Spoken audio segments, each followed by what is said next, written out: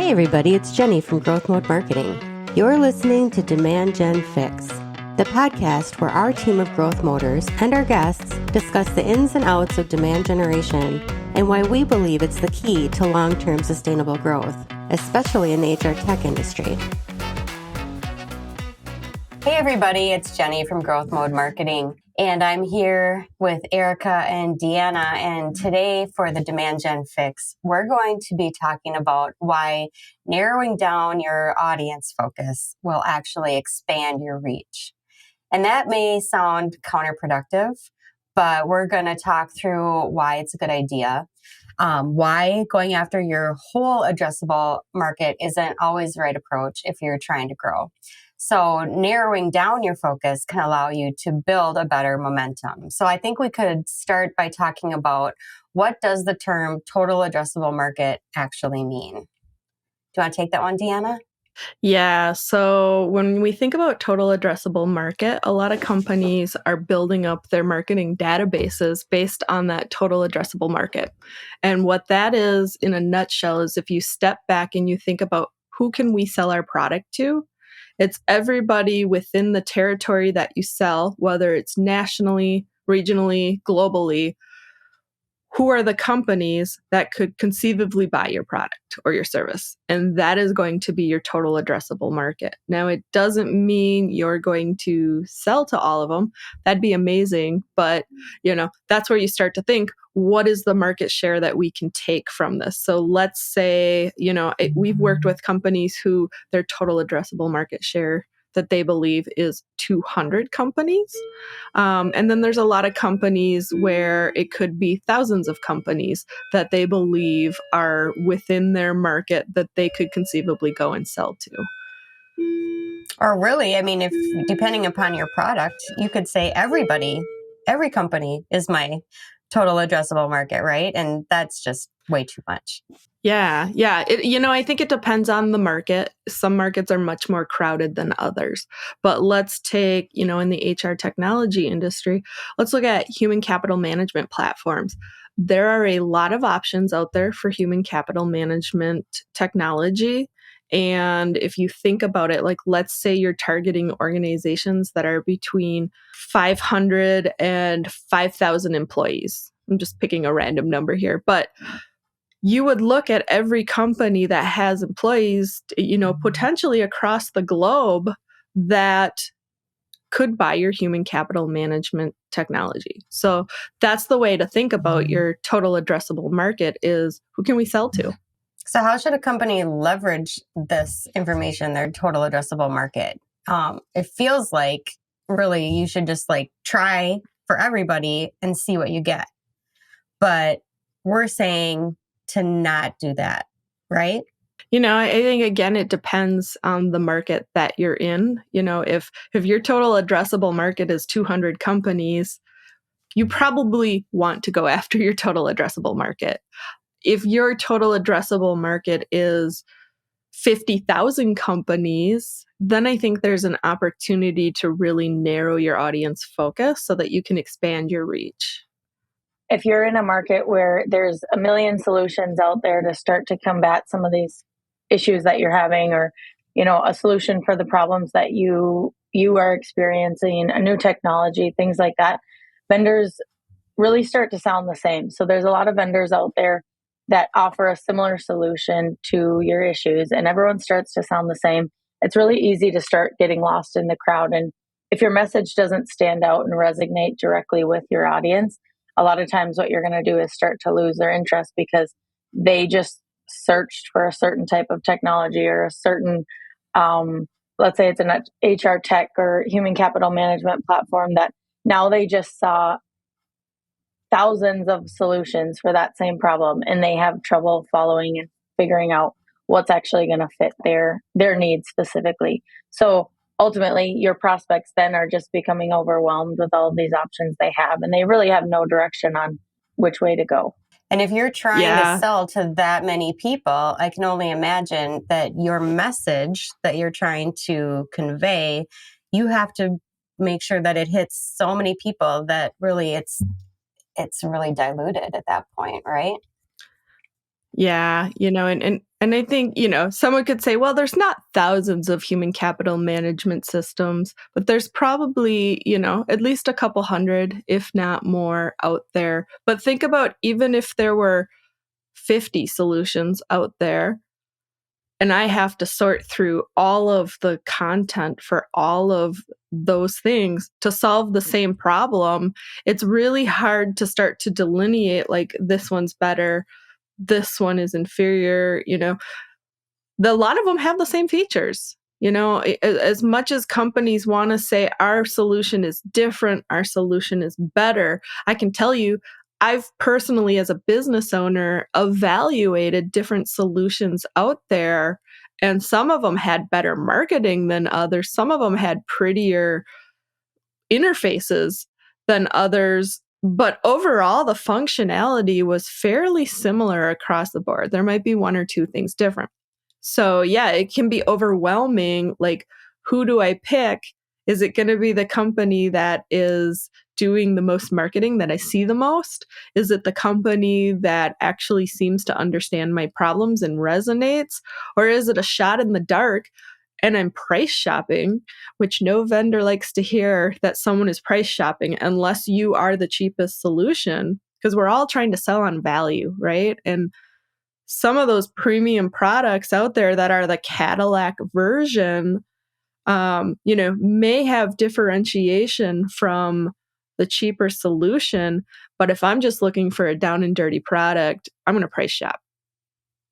And so how do you stand out in the crowd when people are getting overwhelmed with the options that are out there? And I think that's where, when we say, narrowing down audience focus will expand your reach, this is why, because people are overwhelmed by the choices that are being put in front of them. And we've actually, as a marketing agency, come across this, right? I mean, we've had clients who really felt like they should be marketing to everyone in their, in their market, because they truly felt like their product could benefit everyone. But as we saw, that didn't necessarily work out. Yeah, it was really hard because, we go to the client and we say, okay, who is the target audience? And the answer, well, everybody. There's so many applications for our new technology. We're really excited to get it out there. We can't wait to see where it gets traction. Now, this is not a best practice that we would recommend, because we've seen how it doesn't work when you take that approach. You've got to know who your audience is. You've got to be specific. And when you're trying to be everything to everyone, you're really not resonating with anyone. And lo and behold, the client comes back and they're like, our marketing programs aren't getting the results that we expected. It's like, yep, because you guys haven't figured out who you are yet. The message was neither too have broad. Your prospects. Right. Yeah. The message was way too broad. Like, we can do everything for everyone. That's great, but that's not what people were shopping for. So they had to really take a step back and define, like, who are we actually going after? So, okay, we thought there were 20,000 companies that we could market to, but we're diluting ourselves too much. We need to get more focused in what we're actually doing. Right. And I mean, if you put yourself in those buyers' shoes, you also think about, you want to find a company that feels like they're the expert in that space, or they're going to resonate directly with the issues you're having. It's not just, like you said, it's not a down and dirty, I'm just going to choose based on price, typically, when you're evaluating something like that, a solution. And especially if it's a larger investment or it's a long-term solution you're looking for, people put in the time and the effort to do all of that research up front. They're looking for somebody who, feels like that company is speaking directly to their needs. And I think, not to open another can of worm, but a lot of times this is the difference between lead gen and demand gen as your focus or your goal. When you're focused on lead gen, people are like, well, let's throw out there anything we possibly can, and let's try to bring in as many leads or contacts as we can. So we want to target everybody. We have solutions for everybody. And when you focus on demand generation and your demand generation strategy, in order for that to be successful, this is really something you need to start to identify and determine what is the best fit audience for your company and how can you speak to them directly and get more focused on not only just your content, but starting to focus on the channels that you're speaking to these people, and you're showing up in the places that you know your specific audience is, and ultimately you start to identify and understand your ideal customer profile in a way that you're going to start to see success in these marketing efforts. Erica, don't you have some experience in that when you worked on the other side of the of the coin? You were actually being marketed to, and you had some experience in that regard, correct? Yeah. And I think in a lot of cases, like in my past life, I've had experience in the manufacturing industry on the client side of things. And I think a lot of times when you're out searching for solutions like this, or you're looking for a company, and even in one case, as a prospect of a marketing agency, so I'm on the marketing side in the manufacturing world, and I'm looking for an agency to come in and help. I'm looking for solutions to come in and help with our internal marketing efforts. I'm looking for an expert. I was looking for people in that space that knew manufacturing and were speaking directly to the issues I'm having. And to be honest, I think every industry can identify the troubles that they have and the issues that they have in their day to day. And when you start to do that research and look for a solution or a service, and in my case, I'm looking for a service to come in, and someone who knows my industry, knows the issues that I have day to day, knows the daily struggles in marketing for a manufacturing company.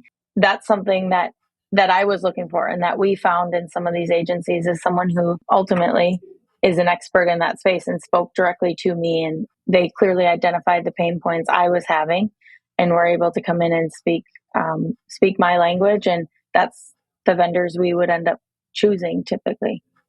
And I think, like when you're talking marketing, it absolutely is obvious.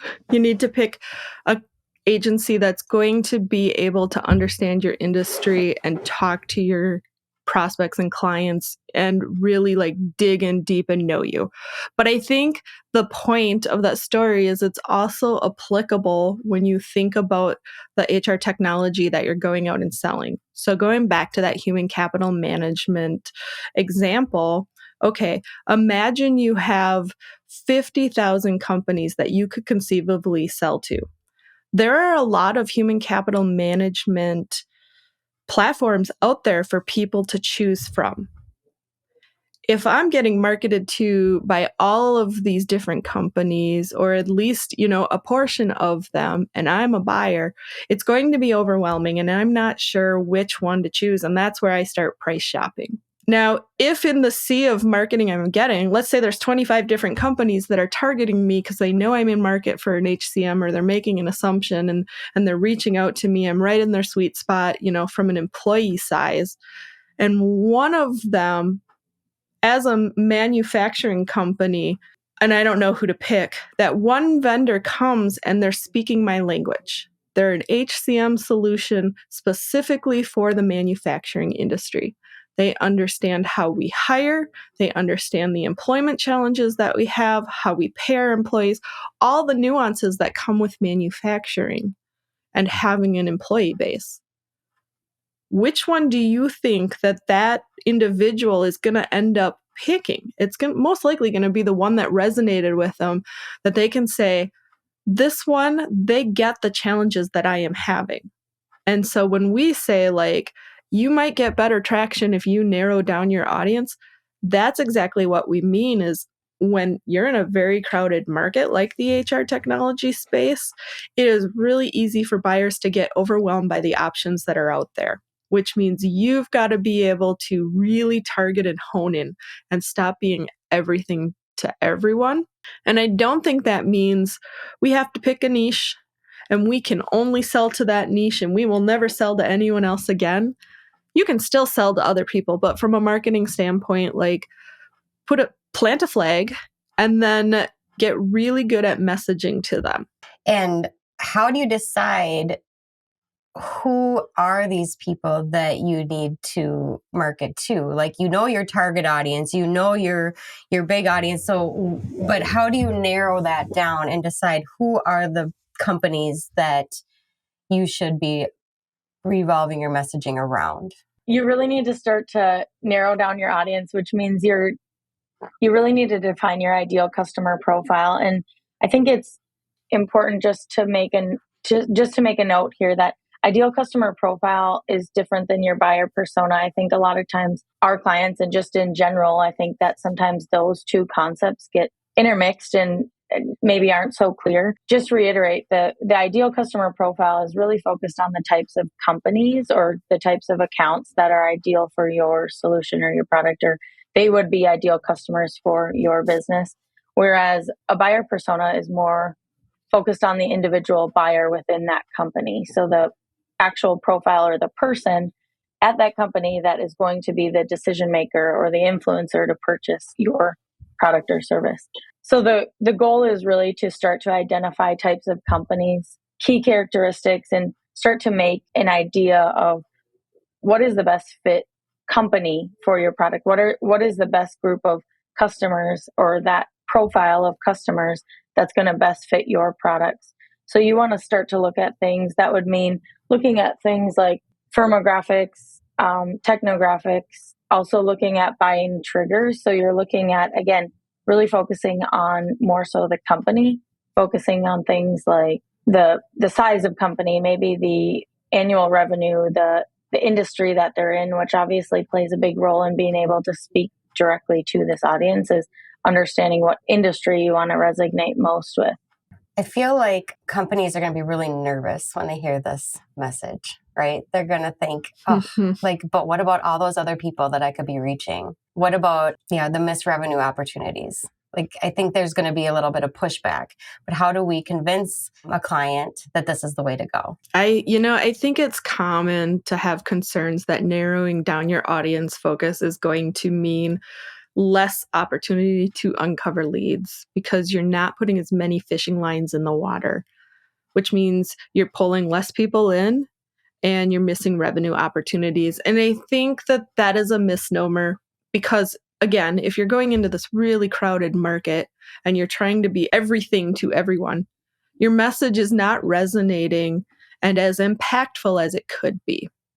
So if you think about it and it's like, I'm going to go out and I'm going to shout from the mountaintops, we're here, we're a human capital management system. If you've got between 500 and 5,000 employees, we are your solution to this problem. Well, every other peak around you, there's someone else shouting the same thing. And as a buyer, I don't know who to pick and I'm overwhelmed with it. So you're not actually getting a lot of traction. And I've seen this play out. I've made this mistake, back in the day when I was on the corporate side. I was looking at it like we need to build up a database for our total addressable market. And I happened to be working in the network security space. Well, guess besides HR people, who else is also the most called upon by salespeople in an organization? It's your IT and technology departments. So trying to break through the clutter and tell people we've got this network security solution that's going to solve your problems, there was so much competition out there that it was hard to get traction. And we were struggling as a company to really get the momentum that we had intended to get, because at the end of the day, we didn't necessarily stand out from the many other solutions that were there.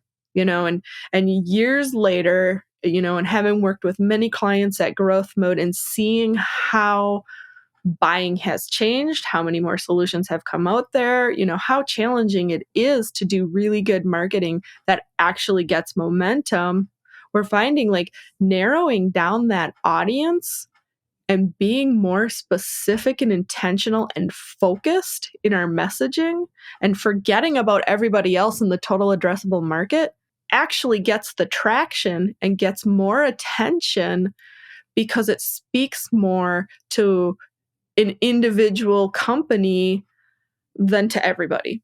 Right. And then that individual company is going to be more likely to buy because they know you're an expert in their field, or you speak their language, their problems. And so you're more likely to make that sale. Yeah. And it, there are times where, organizations will say, but there aren't enough companies to target in a specific segment or vertical. I know we have worked with some companies that are very successful that have 200 prospects total in their base. Now, yeah, they're going to grow to a certain point, dominate the market, and there's nobody else left to sell to, and they're going to have to maybe reinvent themselves, or maybe they're fine with, mastering that market and staying the leader in that market and not growing beyond that. But for most companies, that's not going to be the case. And I think you can look at different verticals and you can figure out, and it's not just about pick an industry and do it. There are so many more factors that go into an ideal customer profile. Find ones that are rich with opportunity, because you can be a big fish in a small pond, or a small fish in a big pond. And the question is, which one do you want to be? Which one do you want to dominate? And if you can't dominate in that big pond, and you can't even take a significant enough bite out of the market trying to go after everybody, there are case study after case study of companies that grew significantly by starting with a focus to a specific audience instead of trying to be everybody to everybody. That doesn't mean that that's your niche and you have to stick to that audience from here to the end of time. You have the opportunity to really master that area and then continue to grow and develop content and really develop your messaging and build out the infrastructure internally you need to, be relevant within those different audiences and be able to speak directly to them. I don't think it's something that I think a lot of times people are afraid of getting too small with their audience or their target. Absolutely. I mean, that HCM platform that you're targeting to manufacturers, get really good at positioning and speaking to those organizations. Maybe you're even doing product development that specifically supports needs within that niche. But it doesn't mean you can't, once you're good at it, develop out another niche. Let's say then you say, okay, now we're going to go after hospitals with our platform. Well, you can't talk to hospitals the same way you're talking to manufacturing companies, because while they both have employees, they both have shift workers, there's a lot of nuances that are different in the employee model for a hospital than there is for a manufacturing company. So if you're going into another niche, you can have multiple, but your messaging really needs to focus in and be specific to that new niche. So the content for manufacturing might be completely different than the content you're creating for hospitals, but you start to hone in on the messaging for hospitals because you want to resonate with them too, but in a different way, because they're not necessarily, speaking the same language per se as someone in manufacturing. And so a lot of companies will build out verticals. A lot of times they'll do it one at a time. They'll master it. Then they'll add a vertical, they'll master it, and they'll just keep adding verticals with very specific messaging for each of those verticals. And eventually they do come across as a product that works for everyone in the total addressable market, but they did it in a really smart way because they had tackled it a vertical at a time and created messaging that resonated with each of those verticals and created, a client base and case studies and proven examples that, hey, we know how to support manufacturing companies. Hey, we also know how to support hospital companies, and here's our proof. So you could potentially have more than one ideal customer profile, is what you're saying. Yes. And I have seen companies who right out of the gate, they're like, okay, we need 5 ideal customer profiles. Before you go down that route, really stop and think about, what are you trying to accomplish? And are you ready to manage 5 different? Because, I would look at it like, okay, we're going to do 5 different ideal customer profiles. We're going to have 5 different content engines to build up and speak to them, 5 different positioning. Is it realistic or not? If it is, and you can manage it and you can do it well, okay, go for it. But a lot of companies I don't think are there where they could manage all of that and do it really well. And so they start to get into I'm trying to be everything to everyone again. And sure, there's some content you're going to create that can be finessed and used across each ideal customer profile that you're trying to target, but there's still work that goes into repurposing it for each group. What are the key takeaways here? Bigger is not always better. Being everything to everybody is not necessarily the right path. Narrowing down, getting more focused, and ultimately seeing better results in your marketing efforts. Right. And I think that if you want to learn more about ideal customer profiles, we will be having a podcast talking all the way through that at another time. Thanks for joining us on the Demand Gen Fix, a podcast for HR tech marketers, brought to you by Growth Mode Marketing. We sure hope you enjoyed it. Don't forget to subscribe for more perspectives on demand generation and B2B marketing strategies. Plus, give us a like. Tell your friends. We'll see you next time.